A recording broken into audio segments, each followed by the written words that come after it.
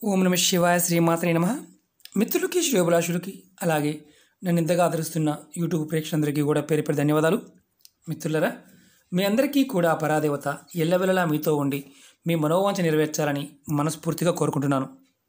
ఈరోజు మనం ఒక అద్భుతమైన తేలికైన తాంత్రిక ఉపాయం తెలుసుకుందాం. అనుకున్న పనులు నెరవేరడానికి, అలాగే చేస్తున్న పనుల్లో ఆటంకాలు రాకుండా ఉండడానికి, మనసులో ఉన్న కోరికని నెరవేర్చుకోవడానికి, ఉద్యోగాల్లో ప్రమోషన్స్ రావడానికి ఈ ఉపాయం రామబాణంలో పనిచేస్తుంది. చాలా తేలికైనది, అద్భుతమైనది. ఎలా చేయాలి, ఏ విధంగా చేయాలి, ఎవరు చేయాలి, ఎప్పుడు చేయాలి, ఇవన్నీ మీకు పాయింట్ టు పాయింట్ వివరిస్తాను. అలాగే మీకు ఈ వీడియో నచ్చినట్లయితే లైక్ చేయండి, నా ఛానల్ని సబ్స్క్రైబ్ చేసుకోండి, పక్కనే గంట సింబల్ యాక్టివేట్ చేసుకోండి. అలాగే మీకు నచ్చితే 10 మంది మిత్రులకు షేర్ చేయండి. అలాగే కొత్తగా చూసేవారు ఎవరైనా సరే ఛానల్ సబ్స్క్రైబ్ చేసుకున్న తర్వాత పక్కనే ఉన్న గంట సింబల్ యాక్టివేట్ చేసుకుంటే నేను చేసే ప్రతి వీడియో కూడా మీకు నోటిఫికేషన్లో వస్తుంది. ఈరోజు మనం చాలామంది అంటే మానసికంగా నేను ఇది చెయ్యాలి, అది చెయ్యాలి, రేపు ఉదయం లగవంగానే నేను ఈ పని చేసేస్తాను అని చాలామంది చెప్తూ ఉంటారు. కానీ అది ఆ సమయంలో మాత్రమే మనసులో ఉంటుంది, తర్వాత ఏ మాత్రం కూడా ముందుకు వెళ్ళదు. ఇది ఎందుకు జరుగుతుందనే చాలామంది తెలియదు. అలాగే కొంతమంది పని మొదలు పెడతారు, మొదలుపెట్టిన తర్వాత అనుకున్న సమయానికి అది కంప్లీట్ చేయలేరు. అలాగే కొంతమంది పని మొదలు పెడదాము అనుకుంటారు, కానీ అనుకున్న తర్వాత ఏదో ఒక సమస్య రావటం, ఆ పని ఆగిపోవటం లాంటివి జరుగుతుంటాయి. అలాగే ఉద్యోగం చేస్తున్నవారు ఏదో ఒక సమస్య, అంటే ఉద్యోగంలో తనకు సంబంధం లేని విషయం వల్ల తను ఇబ్బంది పడుతూ ఉంటారు. ఆ సమస్య ఎందుకు వచ్చిందో కూడా అర్థం కాదు. అలాగే ఉద్యోగంలో ప్రమోషన్స్ కోసం చాలామంది ప్రయత్నం చేస్తూ ఉంటారు. ఎంత ప్రయత్నం చేసినా ఏదో ఒక అడ్డు రావటం, దానివల్ల ప్రమోషన్ రాకుండా ఉండడం జరుగుతుంటుంది. ఇది కొంతమంది బిజినెస్ చేస్తూ ఉంటారు. ఏదో ఒక అంటే సంబంధం లేని విషయం వల్ల కానీ, అనవసరమైన సమస్య వల్ల చేస్తున్న బిజినెస్లో ఆటంకాలు వస్తాయి. కొంతమంది బిజినెస్ చేద్దాం అనుకుంటారు, కానీ చేయలేరు. ఇవన్నీ ఎందుకు జరుగుతాయి అనేది మనకు అర్థం కాదు. అలాగే కొంతమంది రేపు ఇంకేముంది, రేపు చేసేద్దాము అని ప్లాన్ చేసుకోవడం, చక్కగా అంతా ప్లాన్ రెడీ చేసుకున్న ప్లాన్ని ఎగ్జిక్యూట్ చేయడానికి ప్రయత్నం చేయడం, తర్వాత అది ఫెయిల్ అవ్వటం, మళ్ళీ దానివల్ల డబ్బు ఖర్చు అయిందని బాధపడటం. ఎందుకు జరుగుతుందో తెలియదు. ఇలాంటి వారు కూడా ఈ ఉపాయం చేయవచ్చు.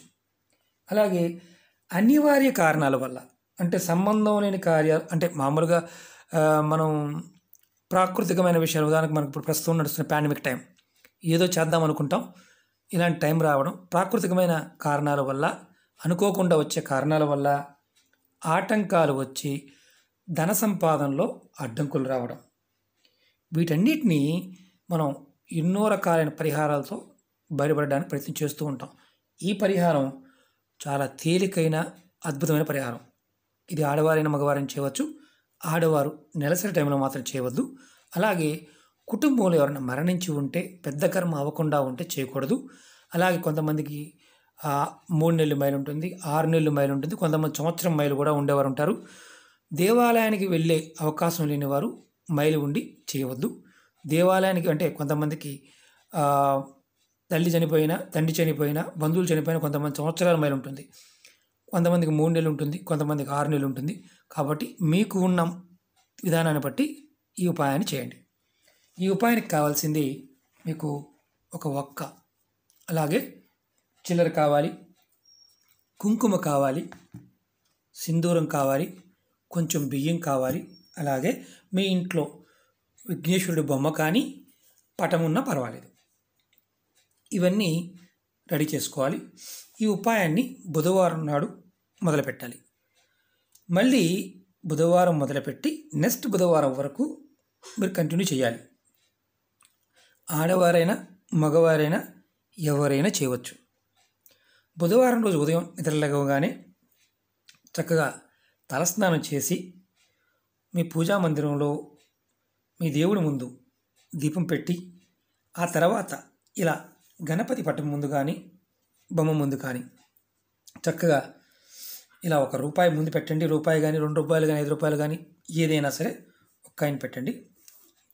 ఇలా పెట్టండి. పెట్టిన తర్వాత ఈ ఏదైతే రూపాయి పెట్టారో ఆ రూపాయి పైన ఒక్క పచ్చి ఒక్క కానీ, ఎండు ఒక్క కానీ ఏదైనా పెట్టండి, పర్వాలేదు. ఇలా పెట్టండి. పెట్టిన తర్వాత మీరు ఈ ఒక్కకి కుంకుమతో బొట్టు పెట్టండి. కుంకుమతో ఇట్లా కొంచెం బొట్టు ఇలా పెట్టండి. బొట్టు పెట్టి తర్వాత ఈ ఒక్క మీద కొంచెం బియ్యాన్ని వేయండి. ఇలా వేసిన తర్వాత మీరు కొంచెం సింధూరం తీసుకోండి. నేను సింధూరం చూపిస్తాను. సింధూరాన్ని ఇలా వేయండి. మీకు ప్రాక్టికల్గా చూపించడం కోసం మాత్రమే ఇది. చాలామంది అడుగుతున్నారు, గురువుగారు మీరు చూపించే సింధూరం పసుపులాగా ఉంటుంది ఏంటండి అని. నేను మొబైల్తో చేస్తూ ఉంటాను.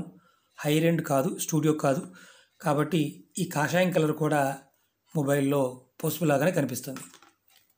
అలాగే మీరు ఇది చేసిన తర్వాత మీరు చక్కగా ఈ బొట్టు పెట్టారు, బియ్యం పోసారు, సింధూరం వేశారు. తర్వాత మీరు ఓం గణపతియే నమః అనే మంత్రాన్ని 108 సార్లు జపం చేయండి. ఓం గణపతియే నమః, ఓం గణపతియే నమః. ఈ మంత్రం అయిపోయిన తర్వాత 108 సార్లు జపం అయిపోయిన తర్వాత మీరు మీ దేవుడి ముందు పెట్టిన ఒక్క కాయిను, ఏదైతే రూపాయి కాయిన్ కావచ్చు, ఏదైనా కావచ్చు, ఈ ఒక్కని ఈ రూపాయిని మీరు ఈ రెండింటిని తీసుకుని మీ దగ్గరలో ఉన్న శివాలయానికి వెళ్ళండి. శివాలయానికి వెళ్ళి అక్కడ శివభగవానుడికి సమర్పించండి. అక్కడ పూజారి గారు ఉంటారు. పూజారి గారికి చెప్పండి, గురువుగారు ఇది స్వామివారి ముందు పెట్టండి అని చెప్పండి. ఆయన ఆ చిల్లర తీసుకుంటారు, ఆ ఒక్కను కూడా తీసుకుంటారు. దేవుడి ముందు పెట్టమని చెప్పండి.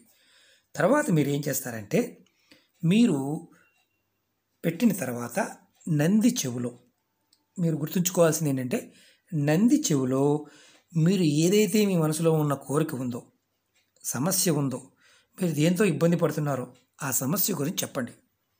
ఈ విధంగా మీరు అంటే బుధవారం నుంచి మళ్ళీ బుధవారం వరకు 8 రోజులు కంటిన్యూ చేయాలి. మధ్యలో గ్యాప్ రాకూడదు. గ్యాప్ వస్తే మళ్ళీ బుధవారం మొదలుపెట్టి మళ్ళీ చేయాలి. ఇలా మీరు 8 రోజులు చేస్తే ఖచ్చితంగా మీకు ఏదైతే ఆటంకాలు వస్తున్నాయో అవన్నీ తొలగిపోతాయి. అలాగే మీ సమస్యలకి సమాధానం ఖచ్చితంగా దొరుకుతుంది. మీకు ఉద్యోగం కోసం ప్రయత్నం చేస్తున్నారు అనుకోండి, ఖచ్చితంగా ఉద్యోగం లభిస్తుంది. అలాగే మీరు అనుకున్న పనులు ఏదైతే ఉన్నాయో ఆ పనుల్లో ఆటంకాలు తొలగి మీకు సకాలంలో పనులు పూర్తవుతాయి. మీరు చేసే పనులు కానీ, మీ కుటుంబంలో సమస్యలు కానీ, ధన సమస్యలైనా సరే, ఎటువంటి సమస్య అయినా సరే, ఎటువంటి కోరికైనా సరే, మీ మనసులో ఉన్నది జెన్యూన్ అయితే మీకు ఖచ్చితంగా సమాధానం దొరుకుతుంది. ఇది 8 రోజులు ఖచ్చితంగా చేయాలి.